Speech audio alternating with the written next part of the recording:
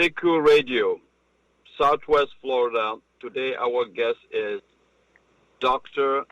Valerie Daverio. And we are talking about, we just finished with acupuncture. Now we're going to talk about cupping.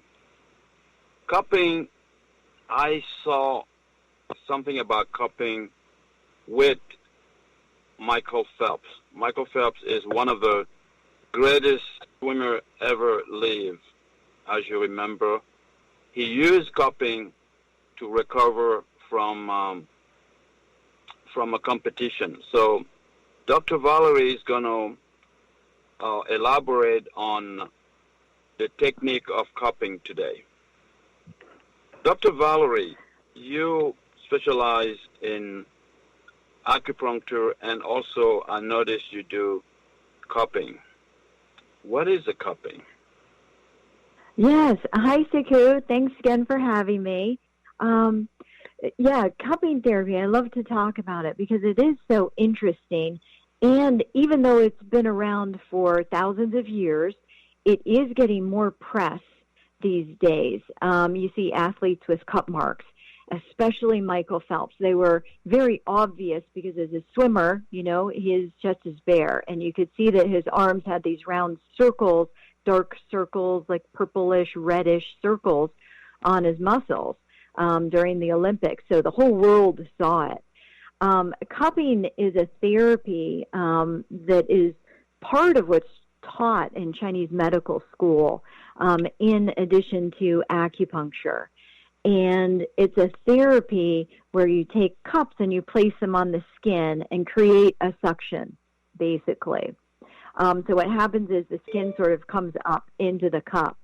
And what it does, and this is going to sound a little bit, Chinese medicine, but what we're doing is moving blood and energy, okay? What that means, and, so that everybody understands it, is that we're going to be moving energy and blood flow to those tissues. So, why do we do that? Well, we do that because, if an athlete like Michael Phelps is intensely competing, right? An athlete is intensely competing. You're pushing yourself all the time. Of course, when you work your muscles, there's lactic acid buildup and so forth. And so the cupping can help remove that quicker and faster. So after exercise, intense exercise and competition, you have a quicker recovery for muscles. Good.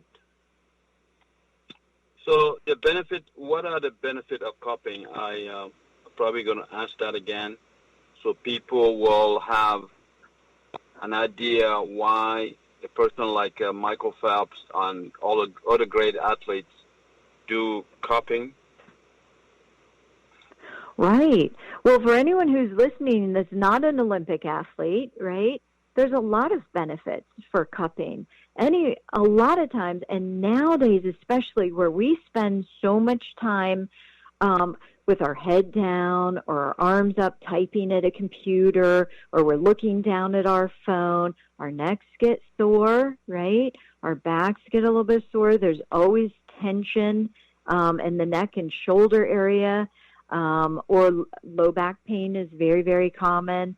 And so what it can do for these application of cups on the large muscle group areas, it moves that energy and it pulls that, what I call, in my world, we call it stagnation. But basically it's like, when someone comes in and they say, gosh, I've got this big muscle knot here, right?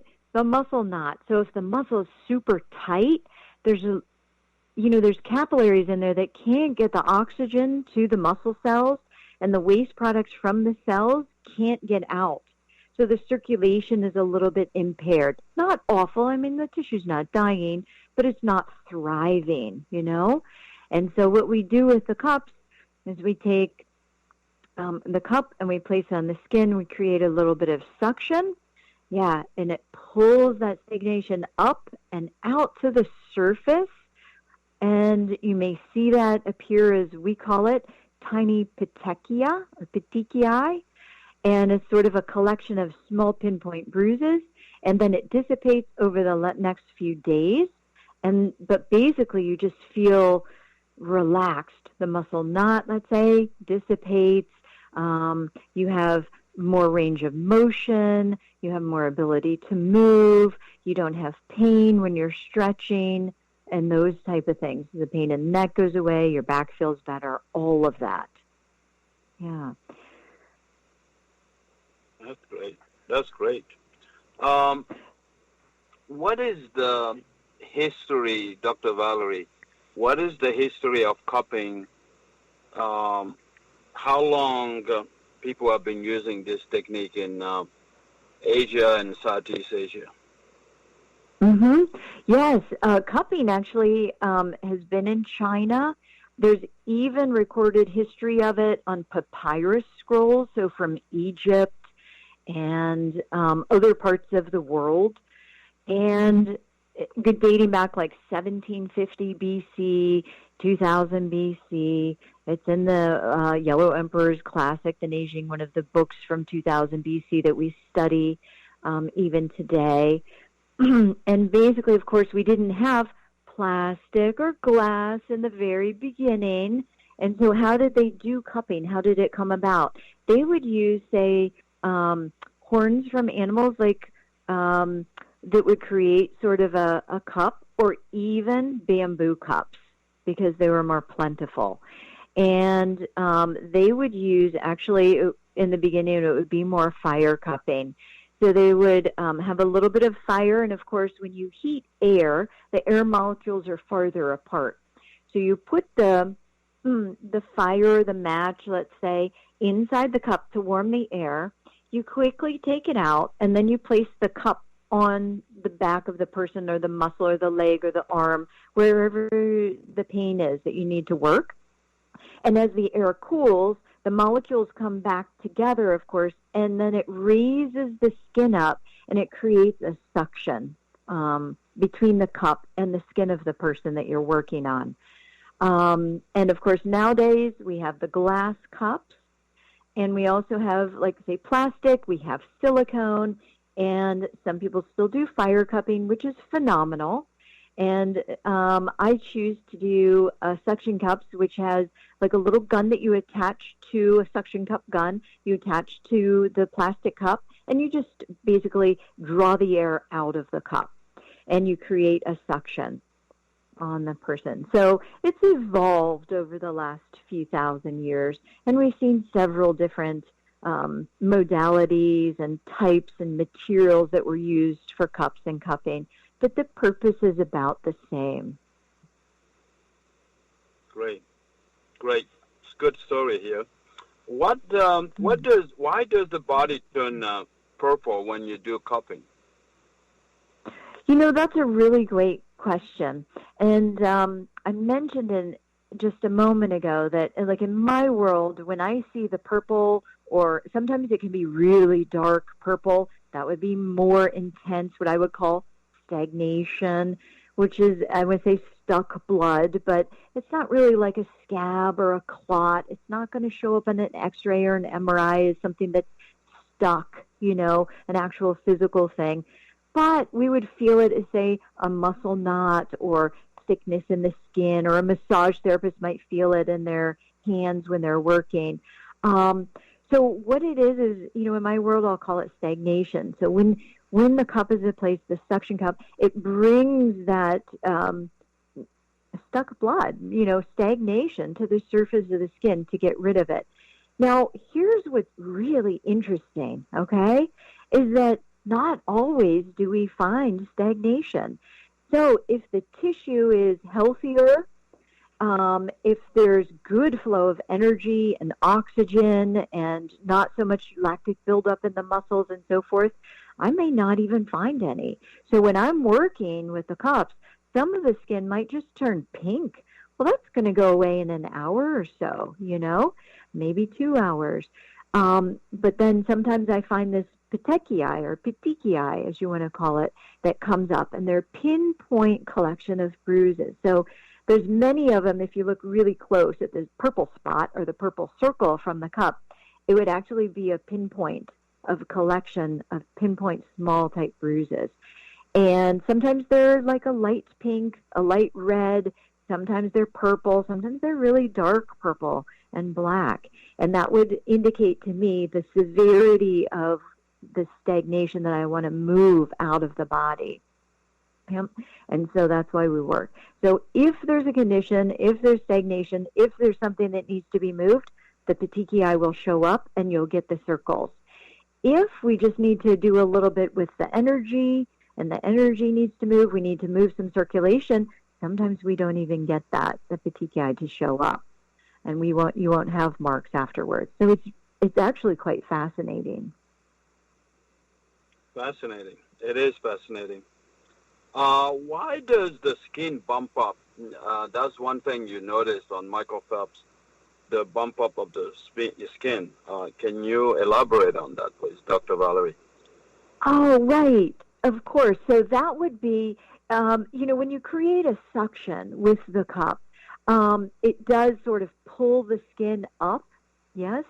And then, of course, sometimes you can see the actual, ring where the cup was.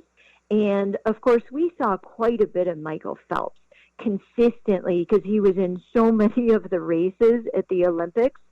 And so he was getting cupping, in between the races and then the evenings and so forth. And so some of that actually dissipates quite quickly, we were still able to see on the television. Mm-hmm. And it does. Like for him, it would go away quickly. But we were just seeing him pretty soon after he had the cupping done. Right. I also saw on YouTube fire cupping. I know you don't do fire cupping. Can you elaborate a little bit more? Some people tend to put a fire on top of the cup. Some people don't do that. What's the difference? Mm-hmm. Yeah, well, the purpose is the same. Very traditionally, of course, we used, I'm going to say traditionally, going back thousands of years in the history of cupping, the fire cups were used. Again, the purpose of the fire is just to heat the air inside the cup and then place it on the skin. And in my practice, I just choose not to do that. I think that, not having an open flame, there's less likelihood of something going amiss. That's all. So the purpose, though, is the same. So as long as you're able to effectively draw out the air, create a very good suction where the cup has a good, clean line on the skin, creates a suction, the end result is really going to be about the same. Yes. The fire cupping is it's very fun to watch. You have to be very, very good so that, nothing happens with the fire, like it can't touch the person. Of course, you never want to ever have anything go wrong, a chance of burning someone or something like that. And you don't want the cup to actually get too hot because when you place it on the skin, you don't want to have a burning or a blistering of the skin. I choose not to have that in my particular practice. So I just do the suction cups, and I get fabulous results. People love it, and I don't have to deal with fire at the same time. So that's my choice. That's a great answer, Dr. Valerie. Today we are on Seco Radio, Southwest Florida, and the world. We are listening to Dr. Valerie schooling us on cupping as a technique. It's been used in Asia for 1,000 years, and now some of the great athletes in the United States, such as Michael Phelps, is using it to recuperate and to get more stamina and intensity during his Olympic trial. So, Dr. Val,